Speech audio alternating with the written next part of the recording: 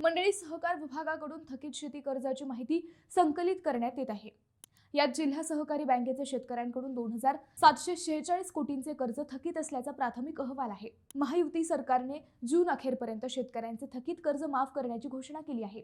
त्या दृष्टीने पावले उचलली जात आहेत। राज्य शासनाने जिल्हा सहकारी बँकांसह राष्ट्रीयकृत बँकेचे शेतकऱ्यांकडे किती कर्ज थकीत आहे याबाबतची माहिती संकलित करणे सुरू केले आहे।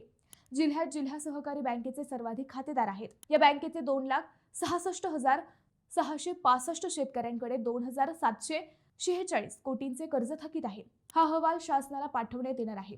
जिल्ह्यातील राष्ट्रीयकृत बँकांकडून शेतकऱ्यांना कर्ज पुरवठा करण्यात आलेला आहे, त्याची ही माहिती संकलित करण्याचे काम सुरू आहे। त्या दरम्यान सध्या ऊस गाळप हंगाम सुरू आहे।